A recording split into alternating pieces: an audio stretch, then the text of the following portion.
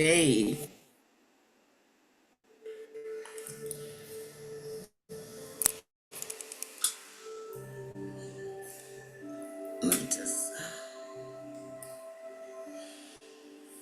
Okay, welcome. If you are able to turn on your cameras, please do so. It's usually nice to be able to see faces, all the beautiful faces that have convened here for this conversation. Welcome. Oh, this is Okama Ekpe Brook. I am talking to you today from Edmonton, Alberta, Canada. It's still snowing here, but I know you're all sitting in beautiful, warm weather. And I have in the background here the pitons, the landing pad from St. Lucia. And I know it feels the same in most of the places where you're tuning in from. So blessings, everyone, and welcome to the first edition of our dialogue series, the CSA Voices, brought to you from the Caribbean Studies Association with focus on the Caribbean. And this time we are talking specifically about the part of the Caribbean, which is very close to my heart, which is where I have spent time.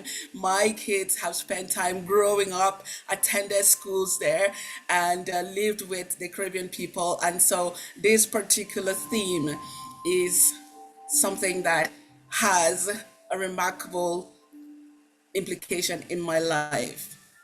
So thank you, guys. We have here with us our presenters, and we have here also the coordinator of this program. And I would like at this point to welcome him to just give us a quick synopsis of why we have come together, and then we'll carry it from there. Please welcome, drum roll, to no other person than Dr. O'Neill Hall, our CSA Voices coordinator, and also the travel grant committee chair of CSA. O'Neill, over to you. All right, thank you, Okama.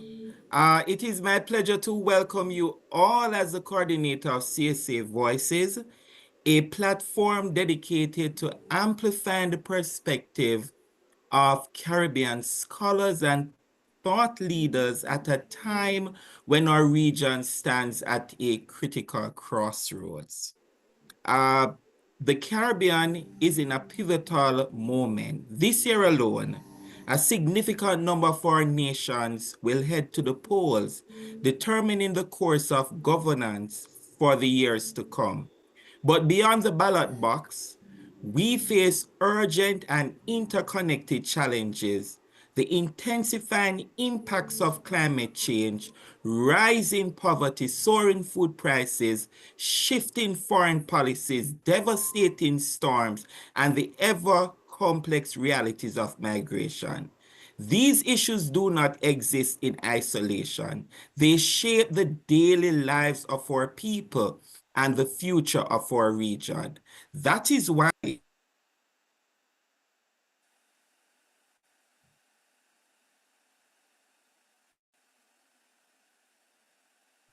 O'Neill, you're muted.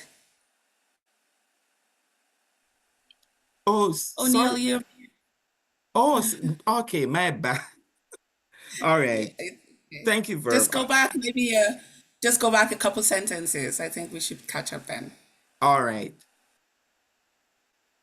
This is why CSA Voices is more important than ever. This initiative, born out of the mandate from our St. Lucia conference, is a call to action, a recognition that the voices of Caribbean scholars, researchers, and practitioners must be heard, engaged, and most importantly, heeded. Through our collective knowledge and critical discourse, we have the power to inform policies, challenge assumptions, and offer solutions rooted in the lived realities of our people. As we move forward, I invite you to use this space to share your insights, exchange ideas, and contribute to shaping a Caribbean that is not only resilient, but also thriving. Let us ensure that CSA Voices remains a beacon of scholarship and advocacy for the issues that matter most to our region. Thank you, and I look forward to you on our journey. Over to you, Okama. Wonderful. Thank you, Dr. Thank you. Yes. So we're going to move ahead and have our president of the Caribbean Studies Association, Dr. Rhoda Arundel, to give us her open remarks. Dr. Arundel, are you with us?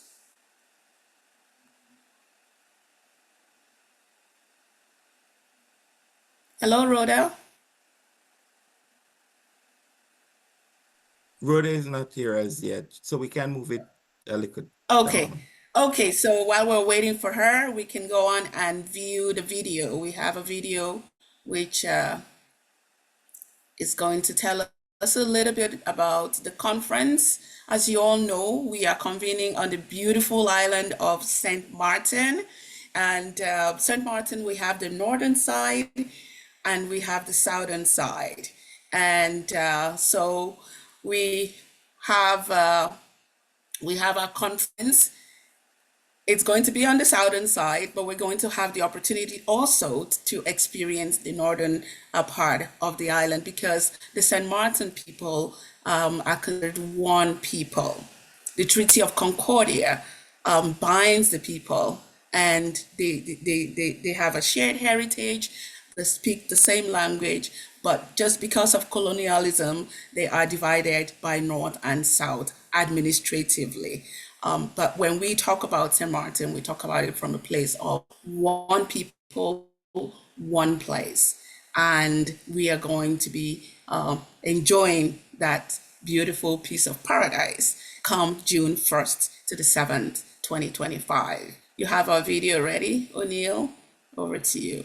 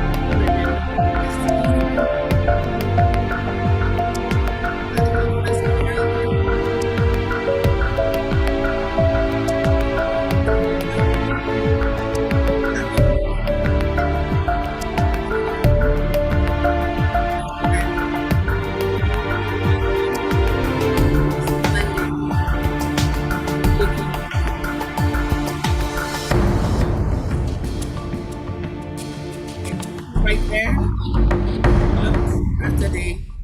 after the sessions, just in the blue ocean.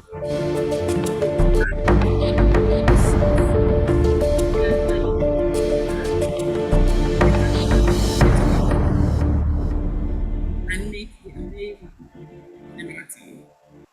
And if you want to experience a little bit of the thrill, for those who like a bit of a thrill, actually, Simpson Bay Resort is right by the airport. And so if you're coming in, flying into St. Martin, you can actually see the aircraft coming in from the hotel where we're going to be stationed.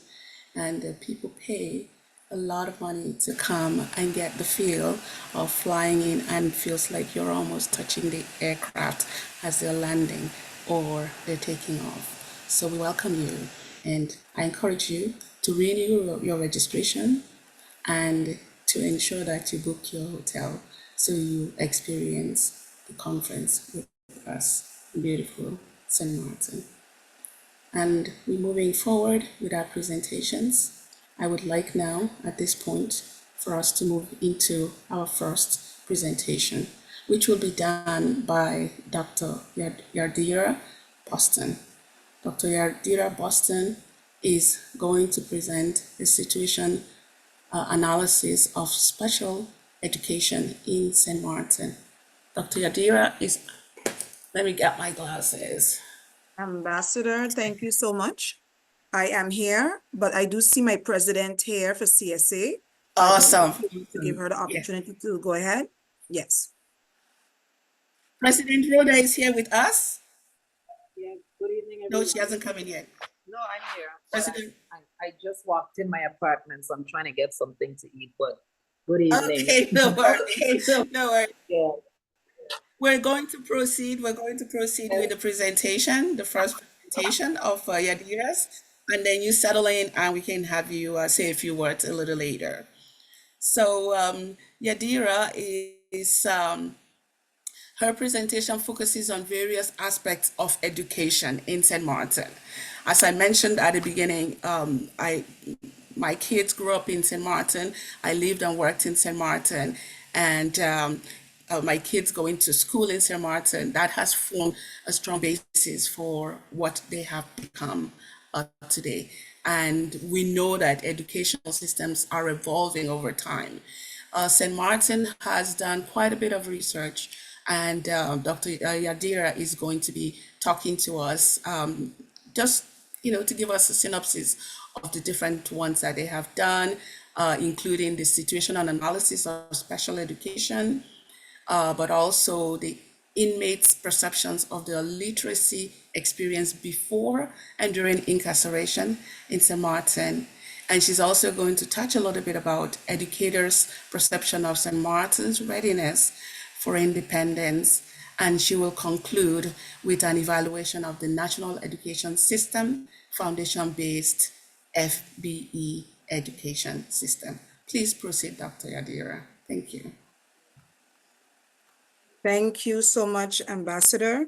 I hope that everyone can hear me and can see the screen. I'm pretty sure if not, that you will let me know. And I want to start off once again by saying that I represent Climb Foundation in St. Martin. And hold a minute. So I would like to start my thank yous now in case I lose you throughout the 15 minutes. So I'm going to set my timer right now because I respect the 15 minutes and I'm pressing it right now. Thank you so much. I want to give the thank yous, especially because this is the first one. And Dr. Hall, what you don't know, I don't know who was looking at me. I don't think anyone was. I was actually tearing up. Honestly speaking, I want you to know this. You and the team that came up with this idea to be able to give islands such small as St. Martin, the people, the opportunity to share what we have been doing is huge for me. And I hope that while I'm speaking, even saying this to you, I feel extremely emotional. And next thing that I want to add, why I'm emotional, is because you allowed me, you and the team, Ambassador, even yesterday, last evening, to be myself. And I'm hoping throughout this presentation that I represent myself as well as my island, St. Martin. And I would just like to say it's a huge impact of what you're doing here. And I decided first, when you asked for the abstract, this is all part of my 15 minutes, everyone. So I promise I won't take up your time too much, but this is important for me to mention. When Dr. Hall asked for the abstract, I send the situational analysis abstract just because, I have to present something and all research is important to me, what I'm doing. And within the same, it was not even 24 hours. I sent back an abstract, what my heart really wanted to do.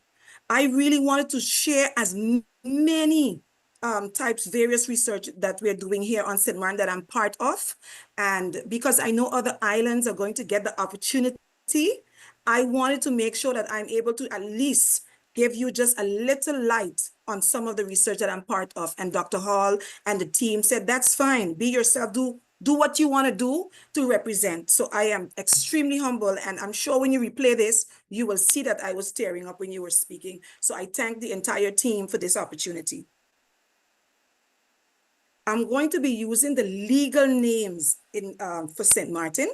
But what I do want to say is I want to thank the ambassador for starting off by saying that we are one people on St. Martin. We believe that at heart, and I'm going to show you that throughout the first part of this presentation, why what she said is extremely important for the people as well.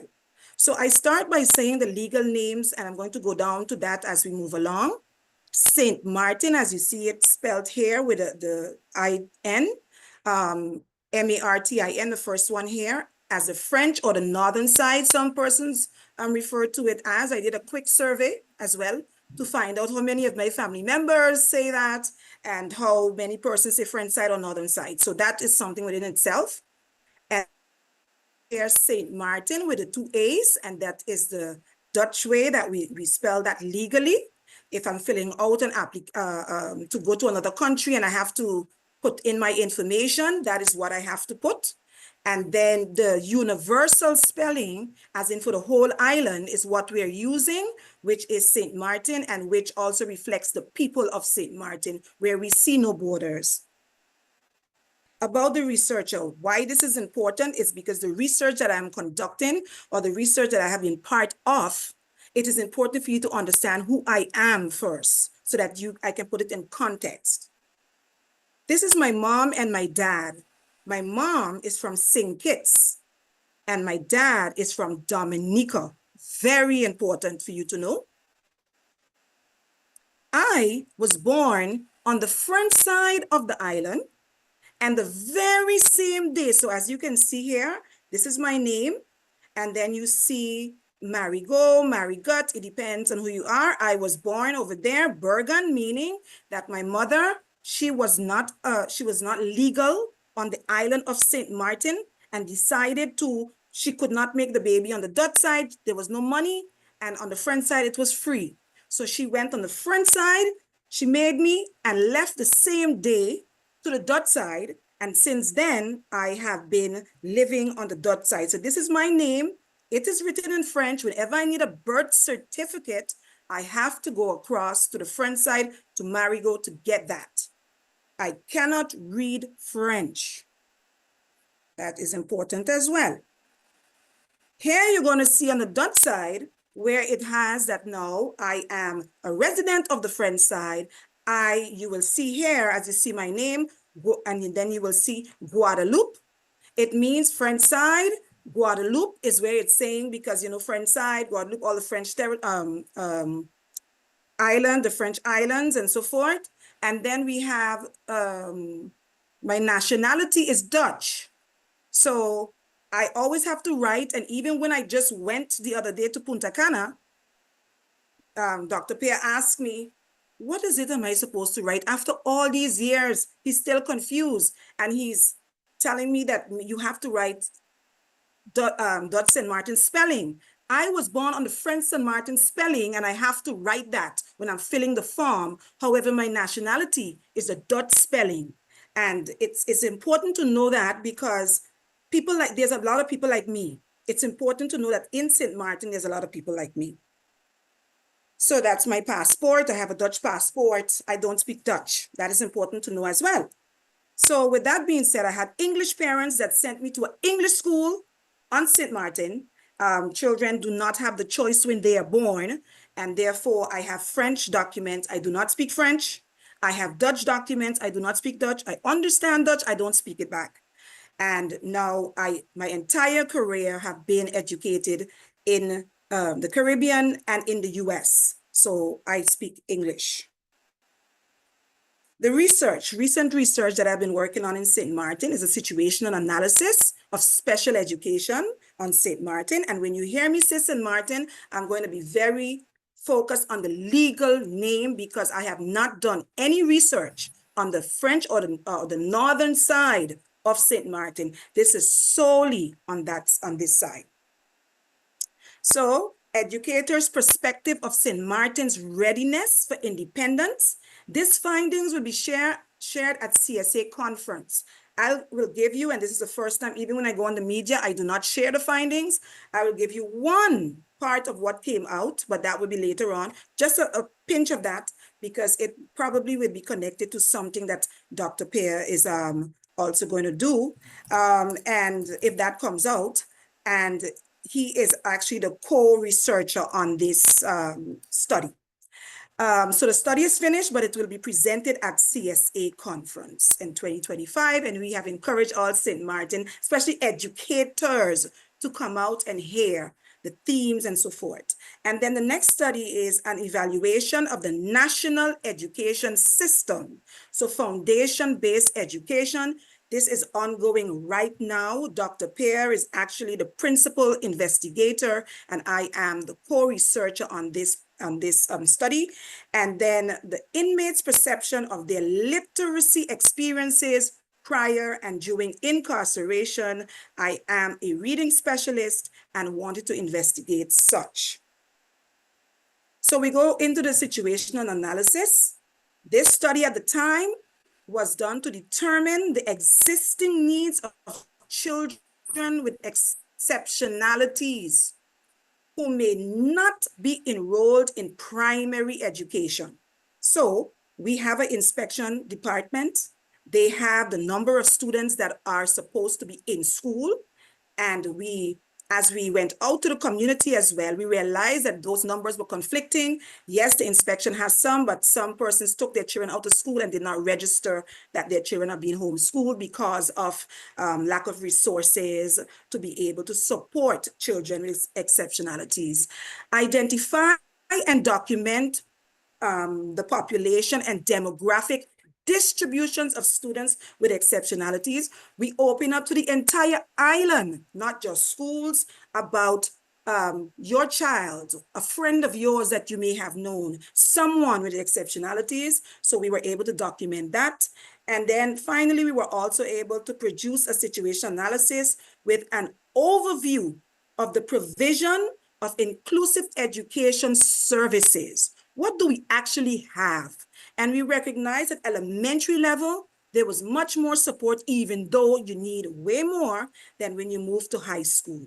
What we also recognized is that as students progressed and went on from elementary to secondary schools, that somehow the exceptionalities disappeared. And it was basically because schools at the secondary schools were not given the same attention as the elementary schools when it comes to exceptionalities. So we had all those schools, we did surveys, questionnaires, individual interviews, and focus group. As I go on to the next research, we spoke of, this one is on educators' perception of St. Martin's readiness for independence. As there's a lot of work going on in St. Martin about St. Martin's and independence, me being an educator and wanting to passionately present something at CSA, I pondered and pondered, what should I present? It has to mean something. And then I recognize educators hardly get the opportunity to share how they feel about St. Martin's readiness, that's the key word, for independence. So we had, is this the same one? I'm sorry. So we had questionnaires, and what is important, I just want to go to the individual interviews and focus group. I want to put attention to that while you saw all the other data collection methods. The observations with individual interviews and focus group interviews was important. Did a person feel nervous sharing the information, which we gathered to be able to dialogue about something like this? We recognize, and this is the one I told you that I'm going to give here. Fair to dialogue was a huge part of it. And I will leave that there until I continue to explain why at CSA conference. Now, presently, this ongoing study is an evaluation of the national system that was implemented so many years ago, over 2 decades and almost, and has never been evaluated. Many ministers came in, tried to evaluate it, and I need to tell you something just so you put this in context. We have had a rollover of many ministers because the government fell many times. And with that being said, when you pick up something and you put it down and another minister comes in, it could be why it did not move on, or we're seeing that maybe as one of the reasons why. So we're busy going out to all schools, all stakeholders, the persons who wrote the curriculum, the initiators, everyone. And most importantly, I want to say there is that we have been interviewing all ministers that we had from 10-10-10, which means when St. Martin became country, to be able to see all those ministers we had, which makes it 10. For you, if you have 5-year government, it would have been 3 for you because it's 15 years for us. And we had 10. It's now 10. And that's because some persons, they were in the position for 6 months, a year, 2 years, and so forth. The longest we had is 4 years.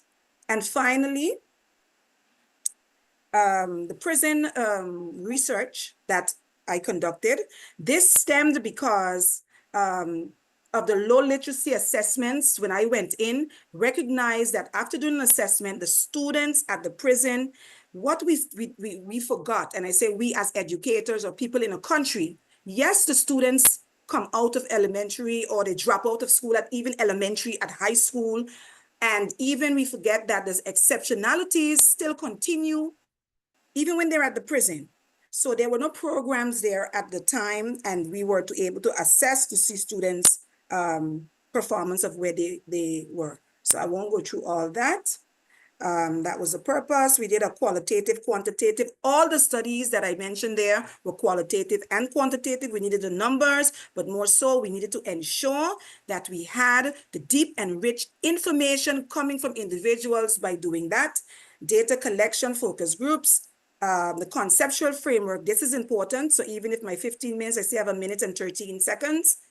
Bronfenbrenner biology. Yes, we have that. And that when based on the child is born into this world. And when the child is born, you have all these other layers. You have the community, but you have the teachers, the schools, and all these other persons directly or indirectly involved. And these layers must connect and must have positive influence on the child in order for the child to be successful. Why was that important? It is because literacy assessments alone cannot determine why the child is not doing well, the success of a child in literacy.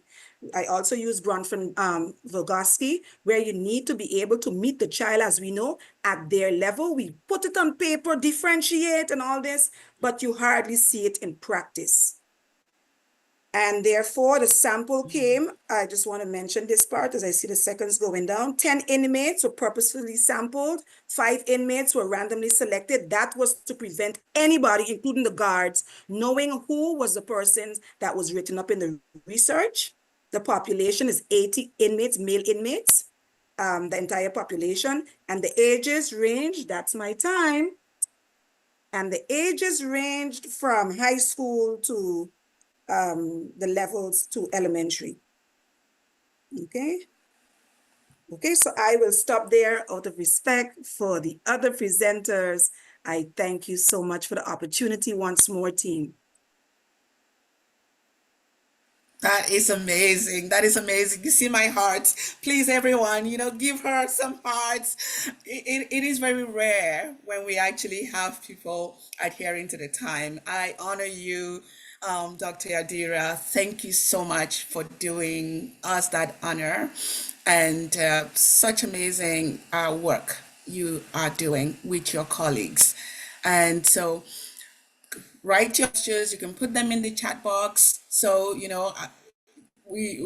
remember them as, they're presenting. We're going to take the questions after the presentations, okay? But you can put them in the chat box for now.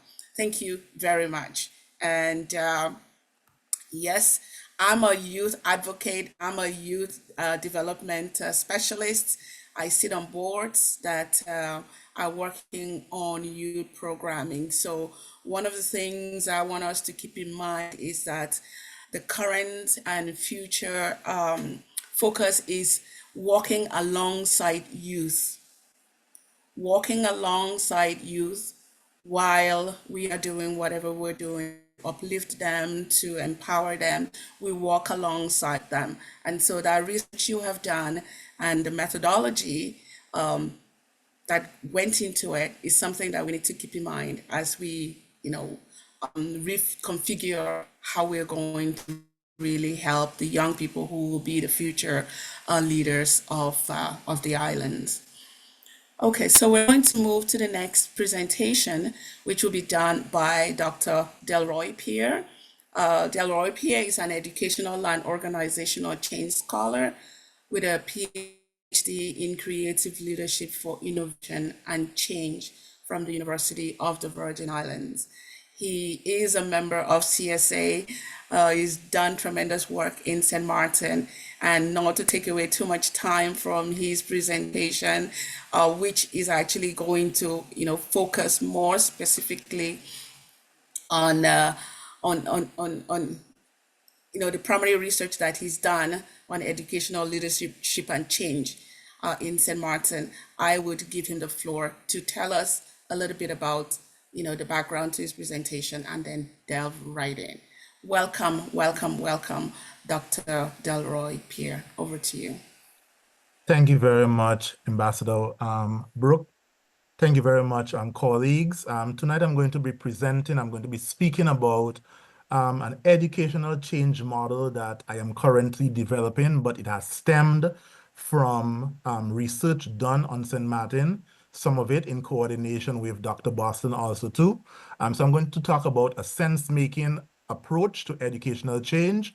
And this is not only specific to St. Martin, but it can be extended to the wider Caribbean as we kind of navigate our colonial legacies and try to go through the modern challenges that our educational institutions face.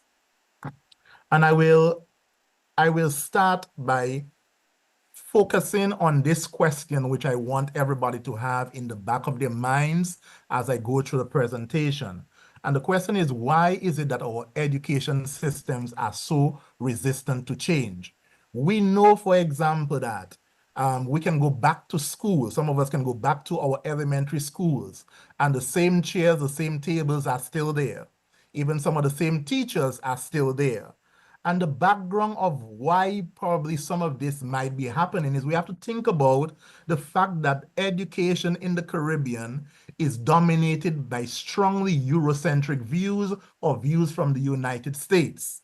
And if we actually have to be honest with ourselves and we ask ourselves, there is no truly Caribbean education system, whether independent or not. Our structures and the ideologies within our education system come from our colonial past and continues to affect all of us as Caribbean countries.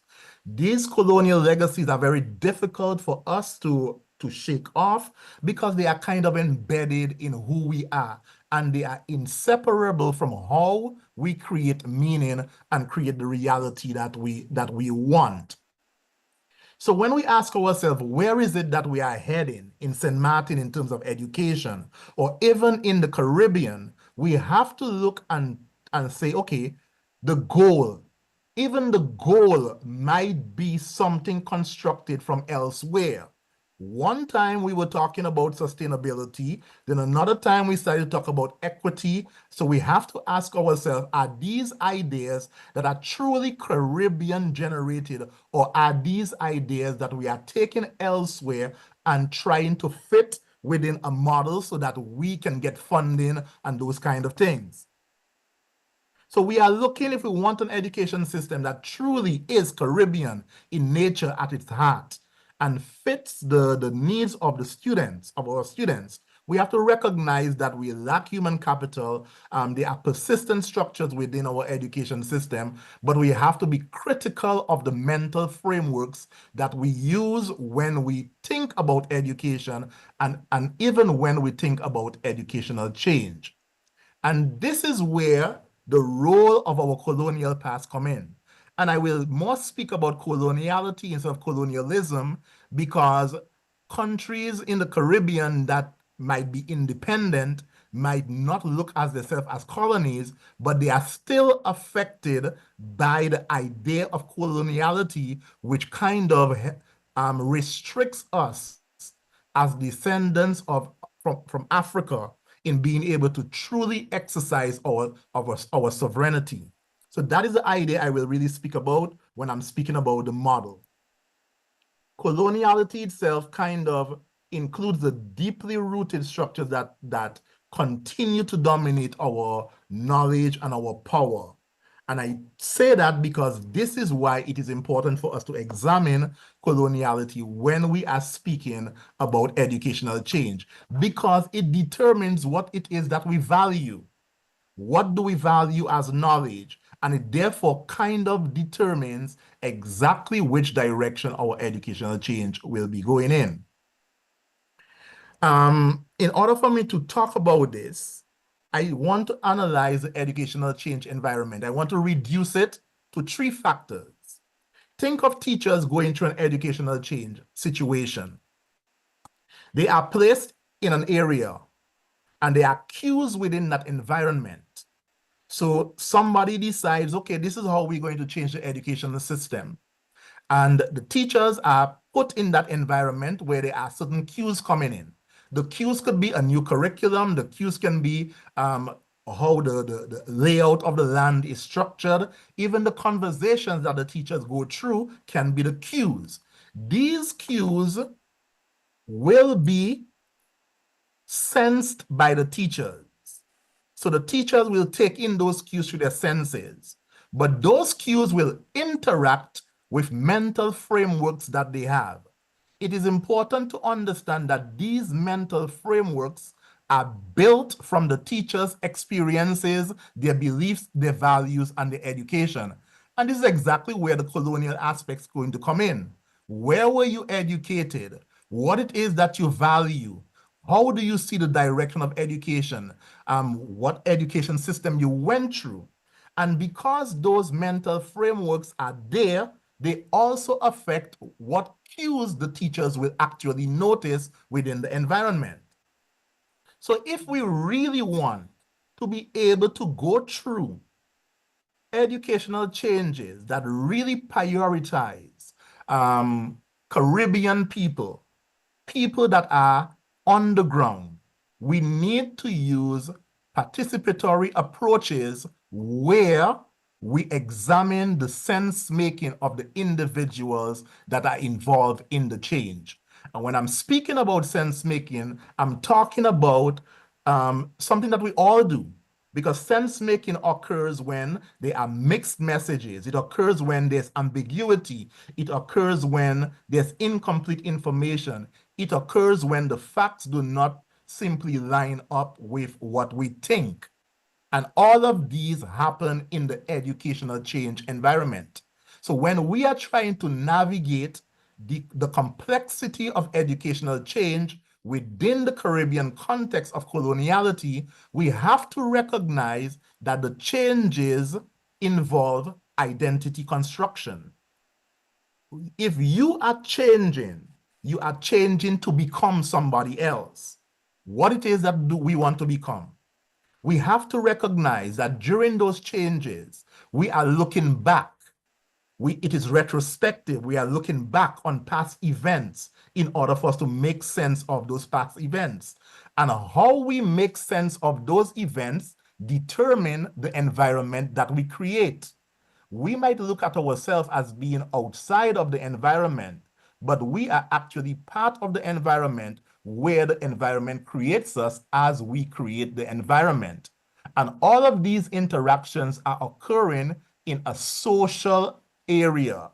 So think about it this way. You are interacting with your colleagues. While you are interacting with your colleagues in the educational change environment, depending on what it is that they reflect back on you, you have an idea what it is that you might need to do.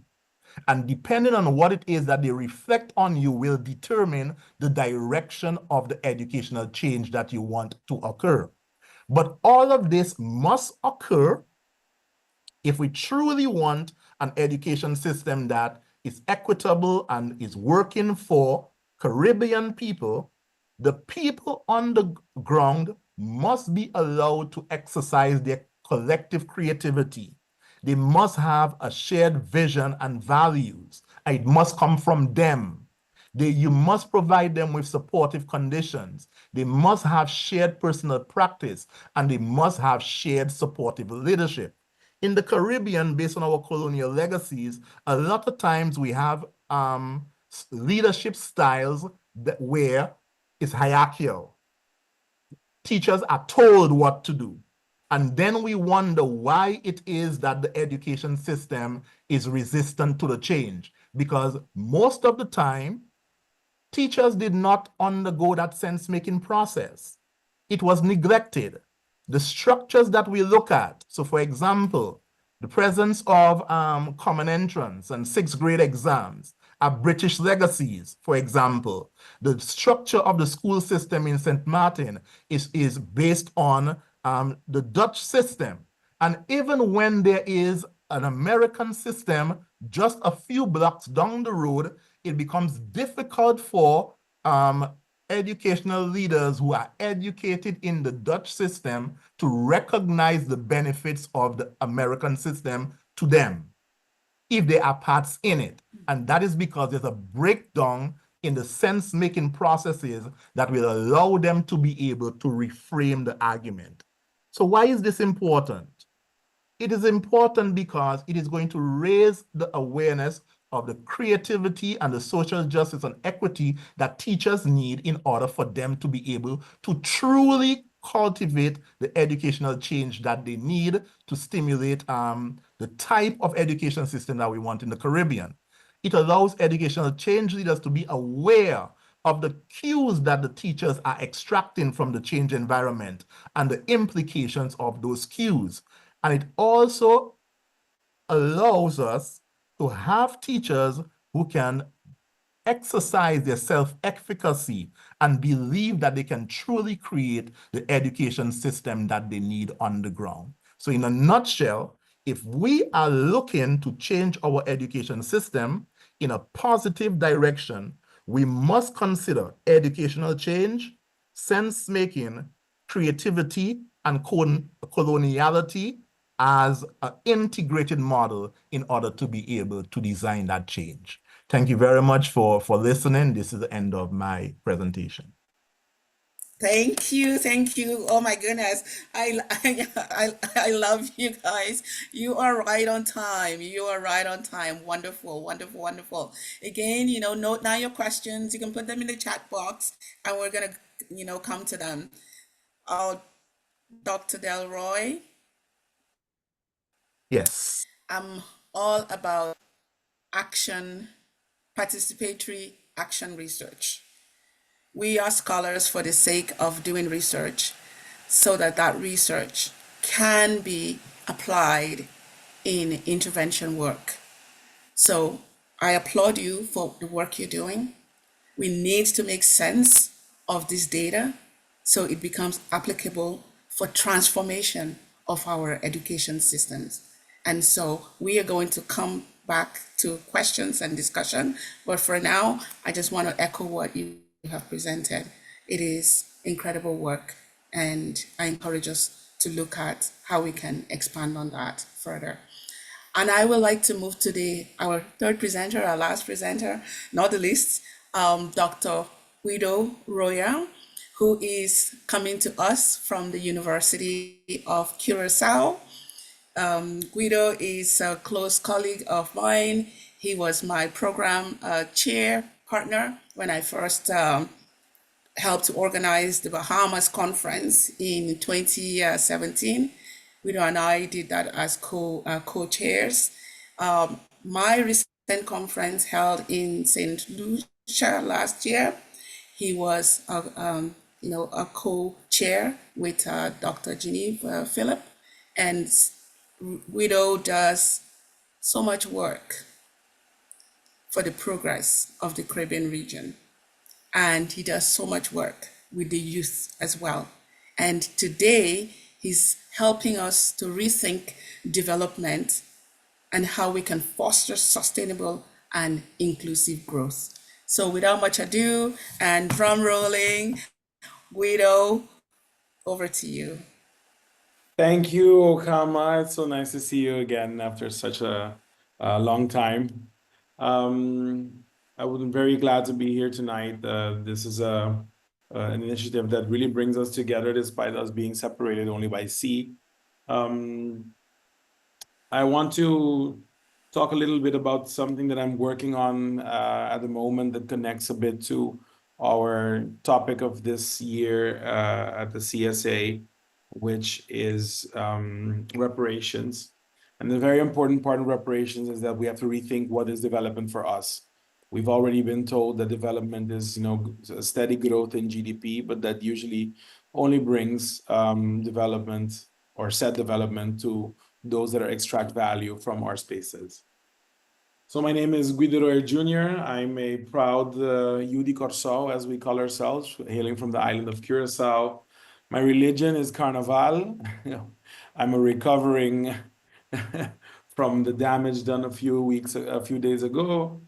My occupation is a world traveler. I have to date been to 87 countries. Since I was growing up, everyone told me, oh, you can't travel from the Caribbean because it's so expensive, it's so difficult. Well, 87, I'm pretty sure I trumped everyone altogether, just to show that it is possible when you focus. And I'm an associate professor at the University of Curacao, and I also have a foundation where I produce projects for the youth, particularly developing their consciousness and talking about topics that are necessary to expand their minds. So what is at stake? We are only looking at GDP as a means to track our growth, and we're very interested in foreign development. It's only the person that comes from abroad with a few millions that can help sustain and develop our country. At least that's the economic definition. In the Caribbean, this has led obviously to a lot of dependency and inequality. We notice it every day. The beach is not yours, even though you're supposed to clean it, but you cannot swim in it.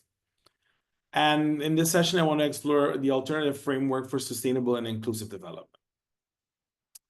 So when we look at the limits of our conventional development, we're very much dependent on tourism and foreign capital increase. And these things they increase the economic vulnerability for our small communities. And we see that always investment goes to wealth extraction, which benefits foreign investors over local communities. Currently in Curacao, we have a very beautiful strip, which used to have a fantastic view of the sea and now have arisen about 7 towers with 10 floors, which I have been very vocal about destroying views of people in a community that has done no harm to anyone. Together with this comes also environmental degradation and social inequalities, and they remain unaddressed, specifically when we give attention to these foreign investors. So this is something that limits the way we can develop altogether. So it's important to look at community-based development, locally driven economic initiatives that usually focus a lot on resilience, togetherness, and economic activity that empowers local businesses. So you can look at the example in Jamaica, where they have a community tourism network, or several actually, that empower the local businesses to benefit from the traffic and visitor economy that is present. This requires, however, obviously participatory planning and in order to strengthen local economies and preserve cultures. But this is a very easy exercise once considered all that you can gain in a community and sustain the community once working together. Oftentimes, these initiatives are seen as costly, and we cannot see economic returns when investing in these initiatives. Well, it so seems that we need to start looking at different variables in order to capture them. For social entrepreneurship, there's also an aspect here for social enterprises are actually the ones that are addressing economic and social challenges the most. The third sector, for example, here in Curacao is enormous. After an IMF round in 1998, where basically the entire social department was dismissed, several foundations and social economic initiatives have emerged from the community itself, which have sustained the community till the day of today. There is a foundation or a fund that was set up to support these initiatives, and this has worked very well. However, when you lose something overnight, it is very difficult to rebuild over time, and all the pre-existing social and economic conditions will weigh it down in its trajectory for development. However, when you see the most successful projects, returns are reinvested in the communities, and this ensures sustainable development. So it really begs you to think, maybe we should be doing something different. Elsewhere in the Caribbean, we also see that participatory governance and development is something that contributes to how the economy and the social economic indicators arise. And this basically means that citizens should have a direct role in shaping economic policies. Now, you would say, well, it's a small community, everyone gets a vote. It's very well documented that our political participation and the returns from that participation not necessarily match each other all the time. So on local initiatives, we need to be making sure that citizens have the direct role in shaping the economic policy. In Grenada, for example, you have a participatory budgeting initiative that allows community to allocate funds to their own communities. And this is something that decentralizes decision-making, leading to more equitable and development outcomes. What do I want to say with this? All of this goes a little bit against of every single economic theory that you have been taught over the course of your trajectory. You wonder why, because why should I believe in this thing that I've never heard of before, but promises so much? It seems like a mirage, too good to be true. Well, it so happens to be that I go back to the African proverb. The story of the hunter is always the one that's being told, because he's the one that survives the hunting. In our case, we are now adopting more and more our own role as hunters in our own trajectory and our own economic development and our own futures, which requires us to do things differently and understand things differently. So it brings me to my conclusion that the Caribbean particularly needs to rethink development beyond GDP growth. We need to embrace heterodox economic models that can foster resilience and equity. And sustainable and inclusive development requires community engagement and innovative economic approaches. It all might sound like a mirage. It all might sound too good to be true, but maybe it is good and it will be true. How am I on time? Very good. I wanted to leave enough space for some conversations and questions, so thank you very much. Absolutely. Thank you very much, Guido. And yes, keep traveling, keep sharing the experience of from small island to the rest of the world, because really that is, I call it armchair travel, because there are a lot of people who would want to see your country, hear your country, and know about your country, but they will not get the opportunity. So by you traveling to those over 80 countries, you're also sharing a piece of your Right. locality with them. So congratulations. Yes, I want to travel. You and I have been doing that race back and forth. So I am reminded to continue to explore new places.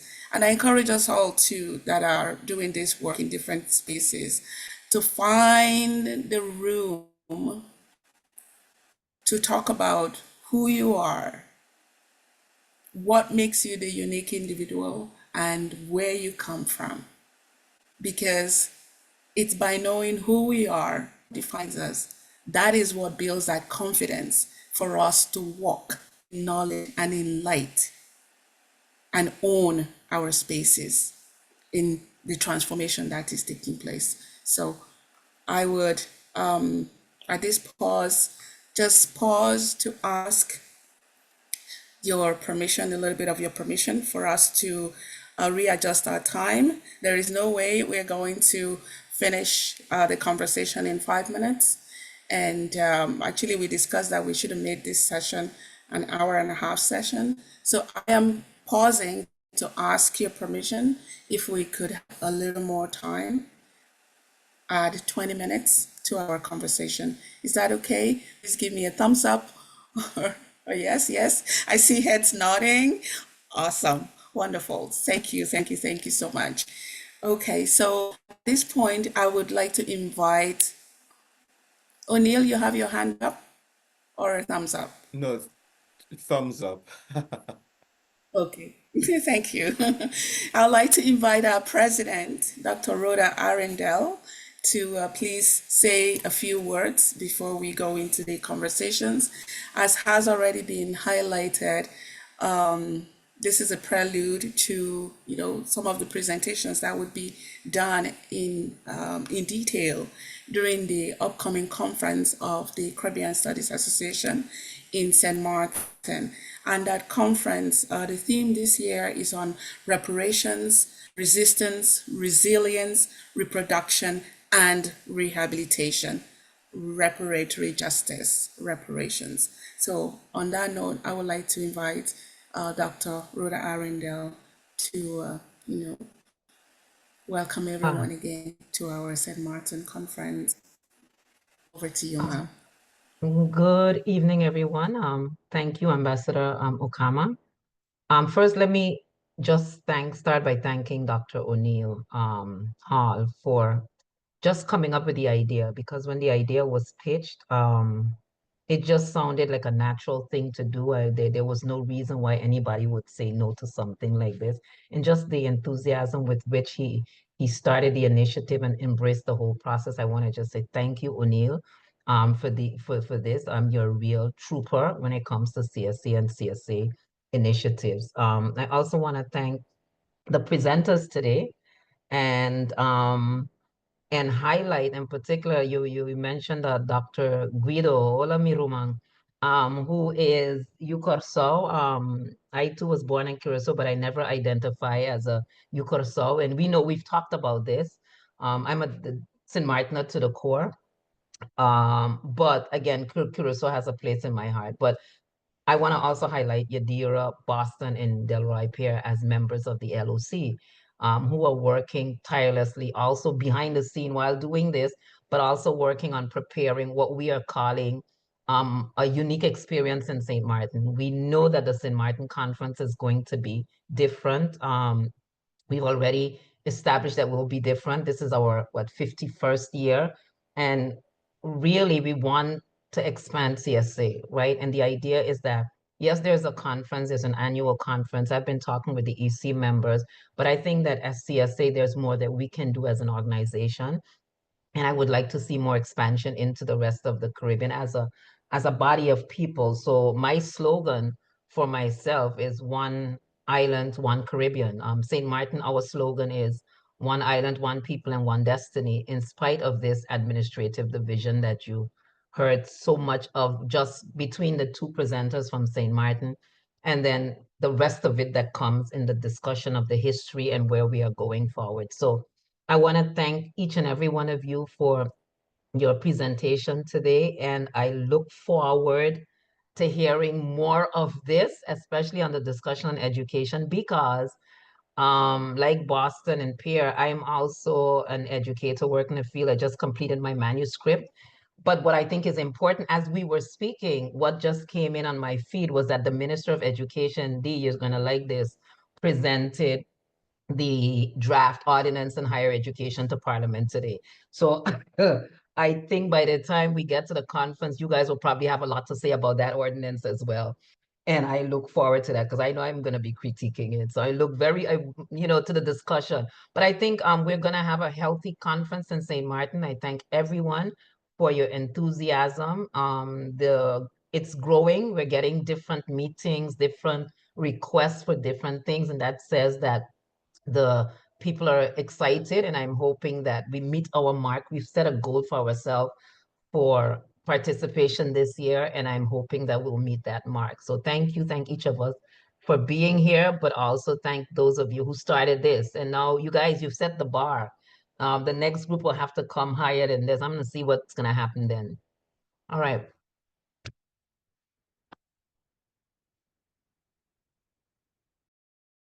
Thank you, Madam President. We are really excited to come to St. Mark's and and engage in this conversation because I think those of us that have been there, lived there, experienced life after the hurricane of 2017 and some of the changes that have taken place. We want to be, we want to see, but also be part of the strengthening of the development, including the education sector. So yes, that conversation is critically important.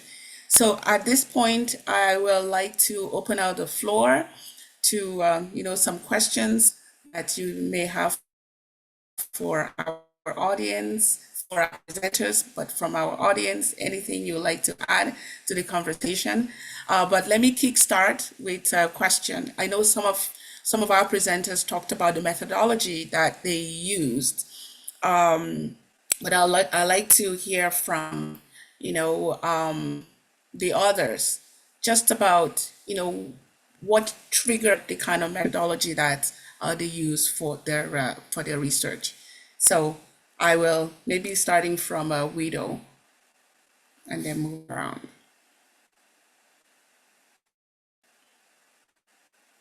Get myself off of mute Guido.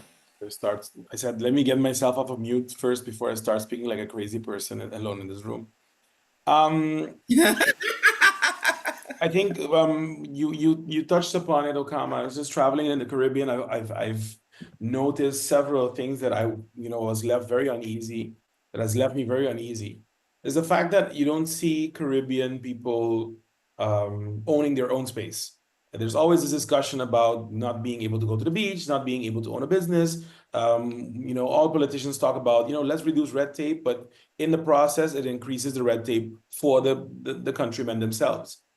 And I always make this joke, I'm not welcome at any airport, not even my own, because it's built for tourists, not for me to travel around. The idea of Caribbean people owning whatever is very difficult. And this has made me think, well, why are these things like this?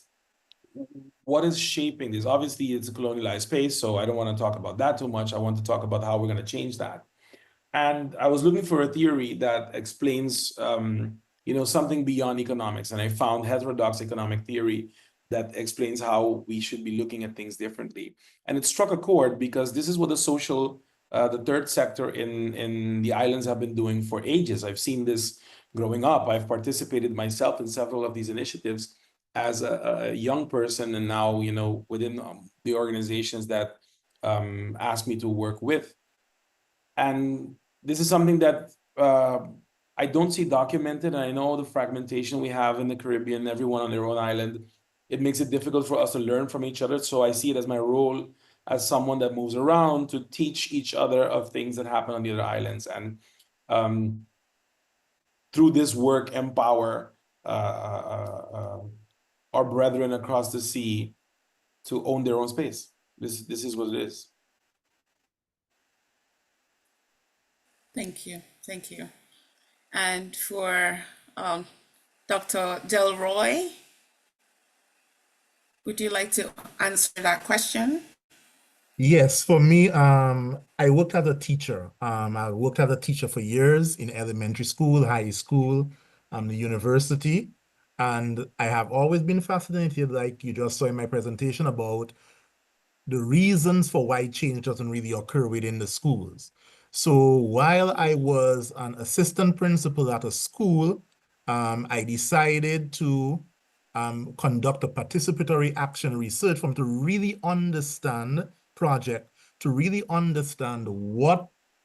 how teachers view the environment, the change environment, in order for them to be able to go towards the change. And what I saw is that, like I said in the presentation, most of the ideas do not originate from them. And because most of the ideas do not originate from them, the proposed change or the proposed vision is usually changed into another reality by the time the teachers can manifest it on the ground. So the person who is proposing the change usually complains about why is it that they are not doing what is said to be done, but it is because their interpretation of it is usually different from what is happening, what the person decided to do. And coming to St. Martin, because I'm originally from Dominica, I recognize that almost in one of the schools that I worked at, almost every statement when something was going wrong was predicated by the fact that, but in Holland.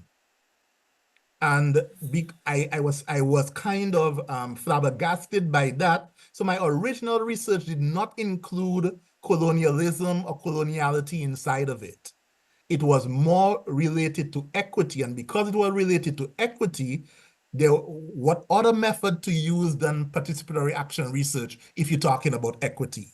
So that was the reason why I kind of gravitated towards that. And I really do believe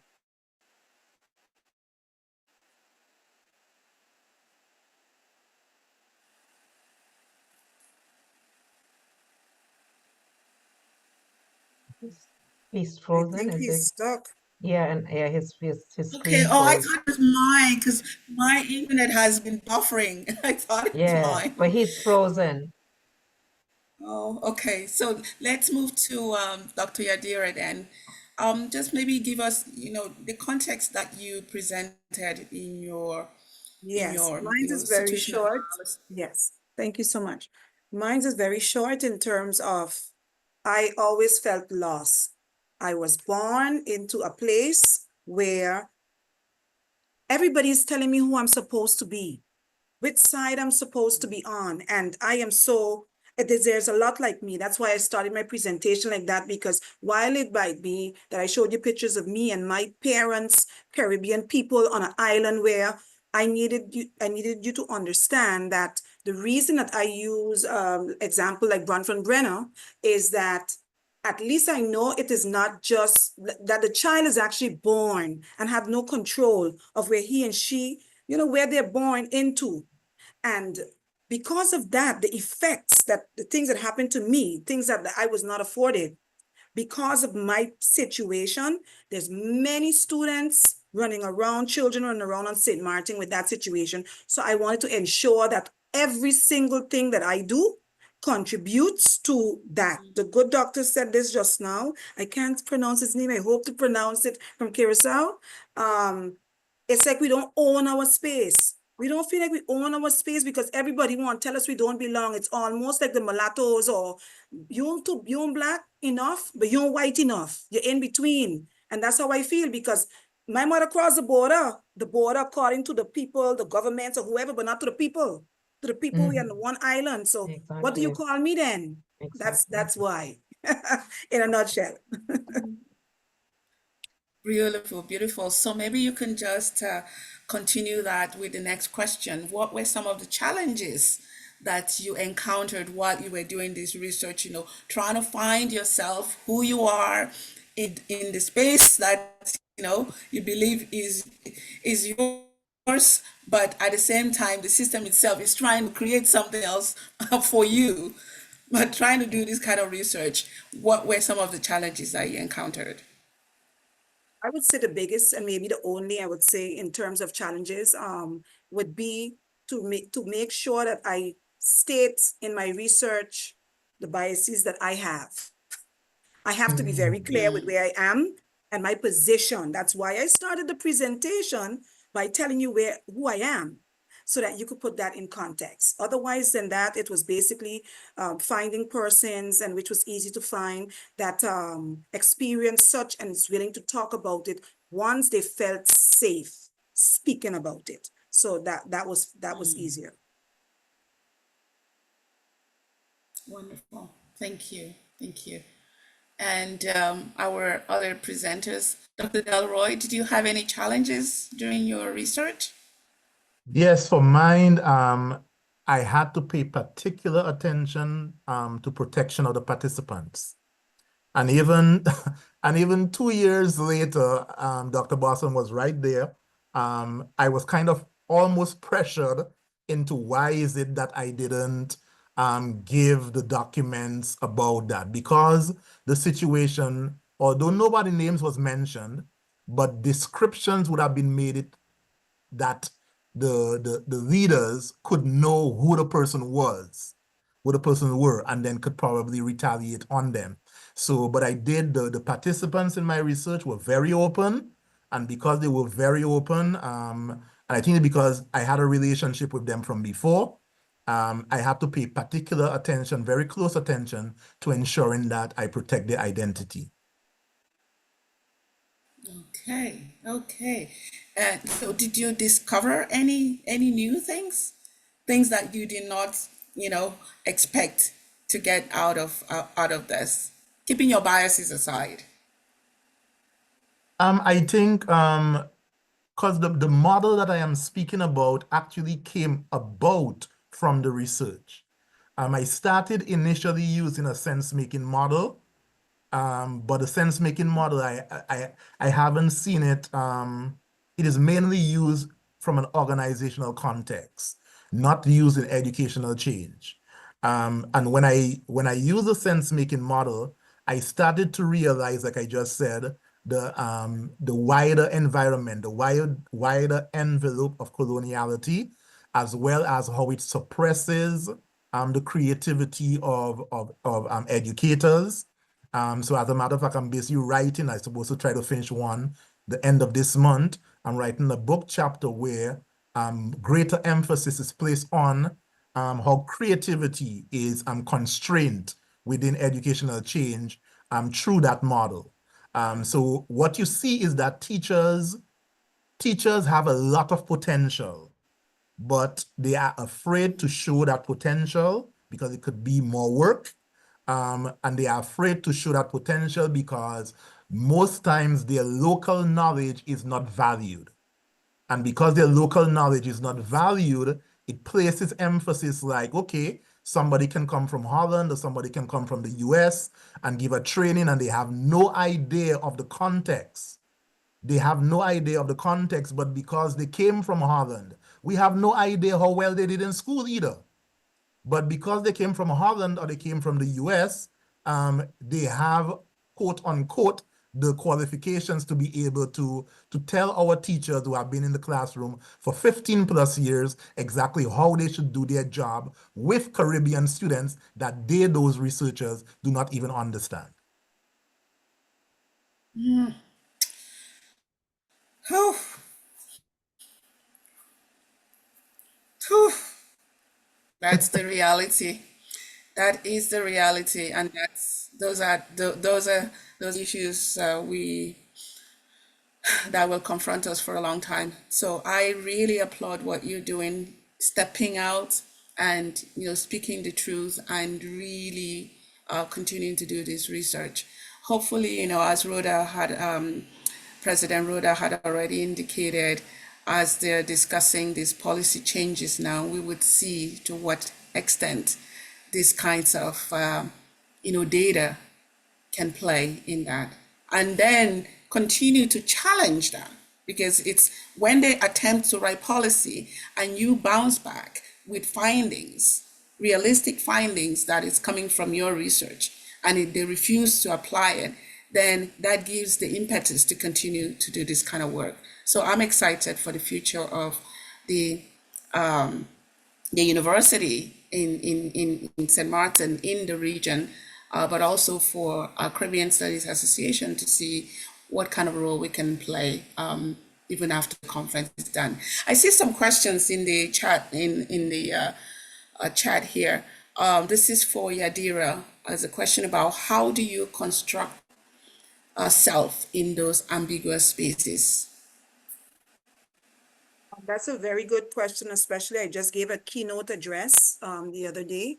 And for me, when I feel lost, I always go back to what is it that I'm trying to, what happened to me that I'm trying to, negatively, that I'm trying to avoid happening to others.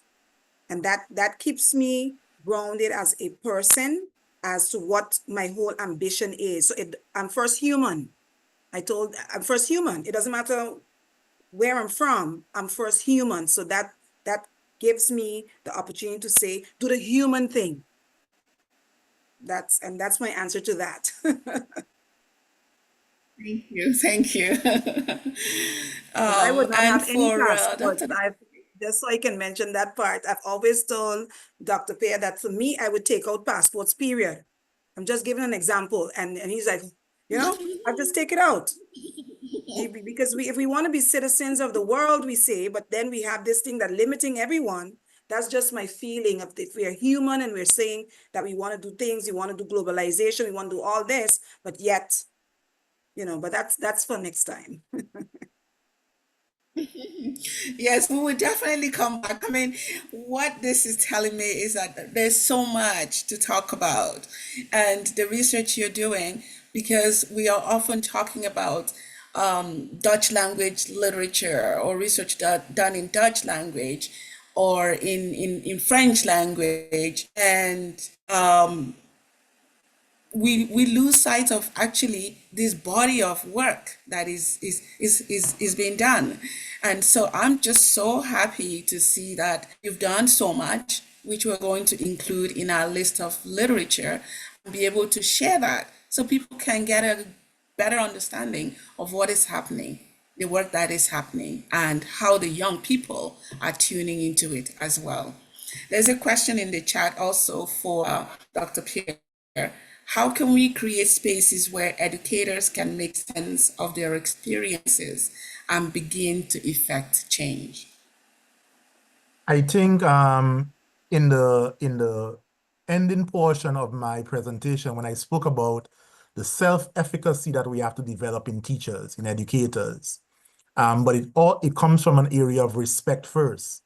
And again, if we continue to look at teachers as subjects instead of looking at them on an equal footing, once they start to perform the action, because we make sense of situations by performing the action. I think the scholar that I use mainly, he had a sentence where he said, "I can only know what I think when I see what I do." So if the person is in their action, people can only make sense in their action. So you have to let teachers do. You have to make them experiment. You have to make it okay for them to make mistakes and be able to learn from those mistakes. Isn't that what we tell teachers to teach students in the first place? We tell them to teach students using experiential learning. So if we tell them to teach students using experiential learning, why don't we use that same experiential learning in allowing them to be able to make the environment that they want to? So if we want to create that, we know how, because the same people that are educating teachers know exactly how to tell teachers to make their learning environment safe for the children.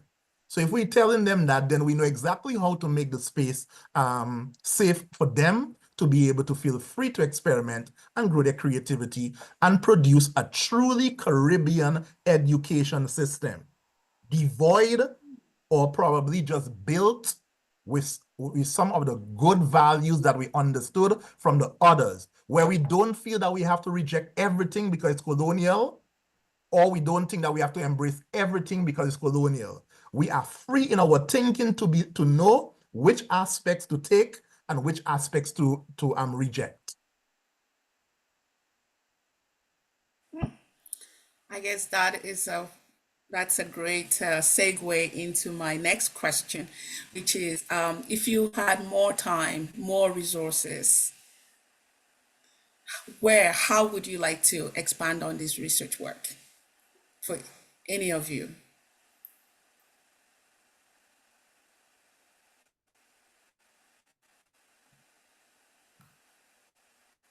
I'll start first, but I'm so passionate about so many things. Something that would be very unpopular. I've spoken about it many times, and I like to take away structure. So I would want to take the Ministry of Education out. If I had money, I would not put it in politics. Like, just take the entire system out of that and make sure that all the information, the research that we're doing, and everything is to be geared towards making the system better for those that we're leaving behind. So I would try to take out all of those structures, red tape, and so forth, and put the system in place where we know that it's ours, one, so the emphasis is placed on it's ours, and that this is something that is going to be consistent, because what we are seeing now is that every minister that comes in with a different philosophy, and in that 15 years, we have 10 ministers. So that is where I would want to place the money.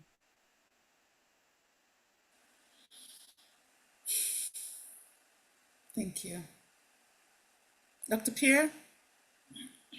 Yes, if I had to expand this, I would want to go deeper. Like I said, I just started to do examination of creativity, try to incorporate creativity into that model. I would want to do deeper research into, because creativity is not really explored so much, especially in Caribbean spaces. To do more of examining the role of creativity in educational change in the Caribbean context, and with using the model that I just spoke about. Okay, thank you. And the youth are so talented, so talented. And oftentimes those talents do not get really developed, explored until they leave the island. So if you imagine combining all of that and using it on the island itself. Yes, Dr. O'Neill, please go ahead. Excellent presentation, everyone. But just to draw back on Dr. Boston's comment, one of the thing, and it's a comment I'm making really here, one of the issue within Caribbean spaces and our education system is really that we lack our own educational philosophy. And maybe that's one of the reasons why St. Martin is having the issue that they're having now, because every time a new minister comes, they have their own idea of what education should be. Maybe what St. Martin, along with other Caribbean countries, should do is to see how we can develop a national philosophy on education. And if we don't move along, same in Jamaica, same in Grenada, same in Barbados, if we don't develop our own national philosophy on what or how we envision education, then we are going to be at the same space in the next 10 years. And so for me, I am saying we need to, as educators, we need to have that discussion in our own community, at our churches, at the bar, wherever our people meet, at the market, where we develop that philosophy, what education means to them and how they envision education in their own territories. That's just my comment on it. Yep, but Dr. Hall, I want to add a little bit to that, and this is exactly where I kind of embrace the sense-making aspect, because what I saw was that educational leaders and educational change leaders, they develop a philosophy based on the mental frameworks that they have. So if they were educated in a purely British system, they kind of look at the education system like it should be more British oriented. Yeah. I was kind of fortunate in the fact that I went through the CXC system. I did A levels at that time, but I went to the US, I went in the American system, and I came back to St. Martin, I taught in the Dutch system. So I was able to see different aspects of them, and then so when I speak to Dr. Boston, and sometimes people say, yeah, the people from the British Caribbean, they're smart. I will tell her, no, we were taught to memorize. A lot of times we were taught to memorize. So I can critique what I went through because I do not feel that it was the best. Yes. So, but what I notice in leaders is that is what they do. And until they use a framework where they can reflect on their own biases, then we can really start to see what we can make for ourselves.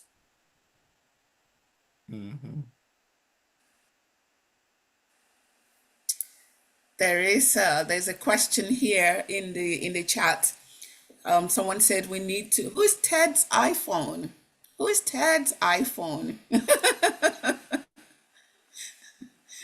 Identify yourself, Ted's iPhone. We don't want no AI trying to to suggest questions here.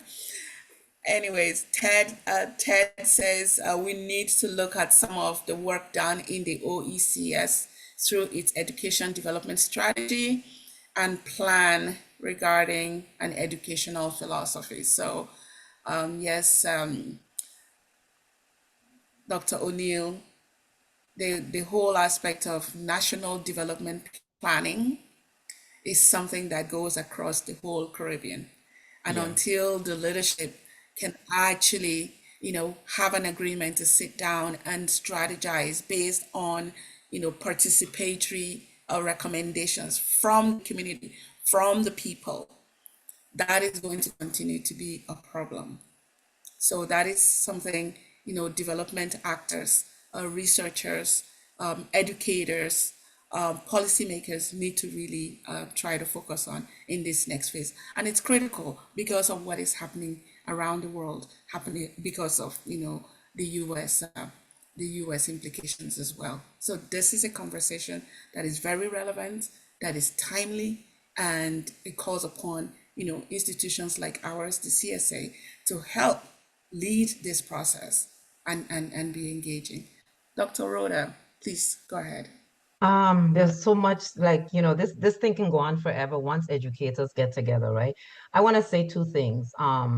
So Dr. Boston mentioned ministers. I was one of the ministers that was interviewed for the former minister that was interviewed, and I shared some stuff there. And what I want to say about the ministers and ministries in general in St. Martin, I can only speak for St. Martin, but what I want to add to that, like I said, I just completed my manuscript looking at education models around the world, and have proposed in my manuscript a model for St. Martin that takes into account that other question. And I think Dr. O'Neill sort of hit the nail on the head. St. Martin is a colony. St. Martin is a colony of France and the Netherlands. Everything that is happening on the island where education is concerned continues to plan with that in mind. And there's no way, not in any model that comes up anytime soon, that does not look at an independent St. Martin or St. Martin getting out of being a colonial territory, that is going to fix some of the disempowerment that are currently found in the educational structures that we have on the island. Because the colonial system that we do have, and Pierre talked about that in terms of, while some countries may still be independent, they still follow this colonial model. And we have not, as a Caribbean people, or as a St. Martin people in particular, thought about beyond this colonial structure. So everything is about fixing it and making it work better for what is.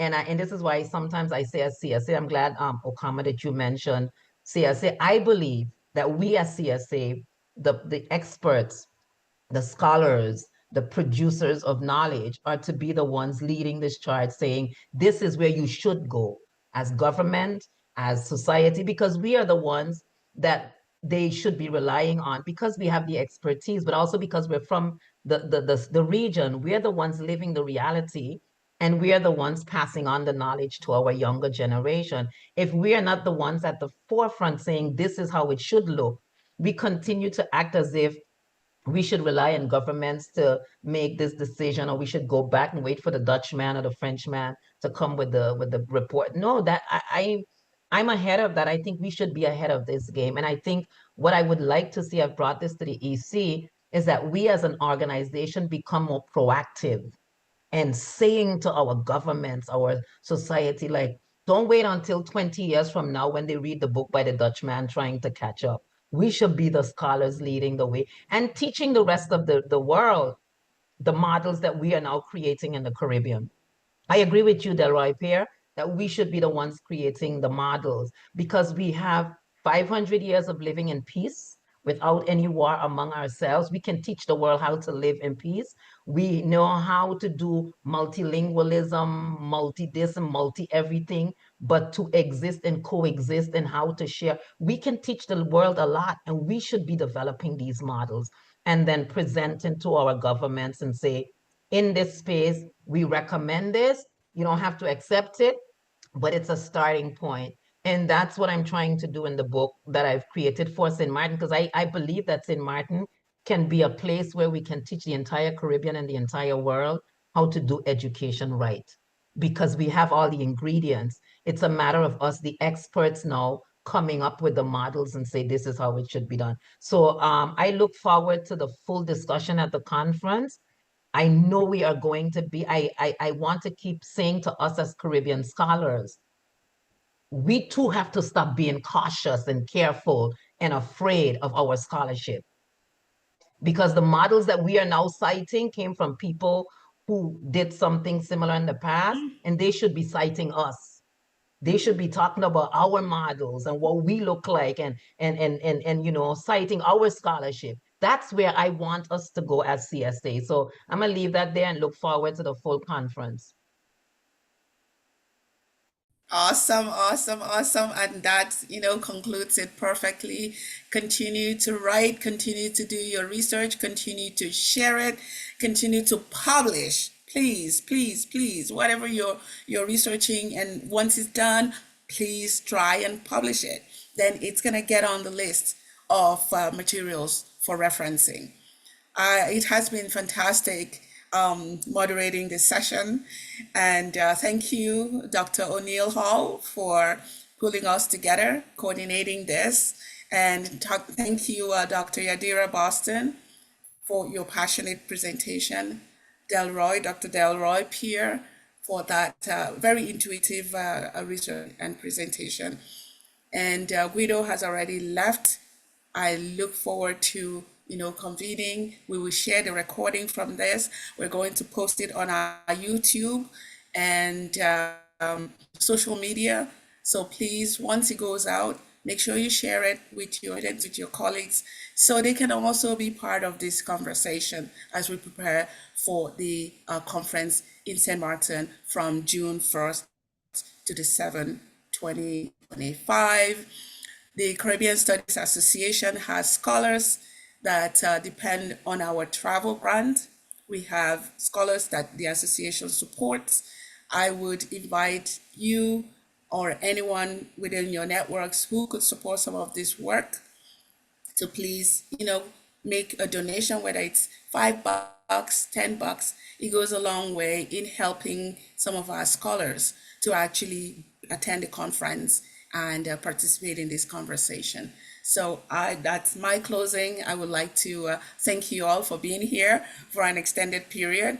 And please make sure that you follow the website, CaribbeanStudiesAssociation.org, for more information about the conference. And over to you, Dr. O'Neill. Thank you very much, Okama. Thank you very much, presenters and President Rhoda, for supporting this initiative. Just to remind everyone, we will be here again on Wednesday, March the 26th, where we have two great presenters, and they will present on things taking place within the Spanish territories of the Caribbean. So we look forward to those presentation that will happen on the 26th. Please, scholars, check the CSA website, as Ambassador Okama would have mentioned. Our hotel is, I think we have a deadline, not really a deadline, but we have some, what should I say, President? We have Up until special pricing, but here's what yes, I'm meeting with the hotel tomorrow morning, tomorrow afternoon again, because yes, there are things that we're sorting out. So we keep getting these special rates, and we're yes, encouraging people to book as early as possible to take advantage of those rates. But I'm gonna try to see if we can extend, a little more, so I'll see tomorrow when I meet with them what happens. yes. So let us take the opportunity to use those special rates. So we have to book now. And also the airfares are pretty cheap. JetBlue has Some good deal for 500 US right now to go to St. Martin. Same for Caribbean Airlines. So if we book early, book on time, then we would not have to pay that extremely expensive fare later on. So those are two things we need to do, scholars. All right. Excellent. Thank Okama, you have the and- last word. Okay, well, I think we've done very well. So thank you for being here and enjoy the rest of your evening. And make sure, please share the word when it goes out for the next session that will be taking place on the 26th. And please visit the CSA website also. We have the merchandise. Have you guys ever seen the CSA merchandise? We have some amazing things there. Some t-shirts, some, mugs, water bottles. That is a way you can support the organization because we want to continue to expand on our research work. Thank you, take care, and have a lovely rest of your day.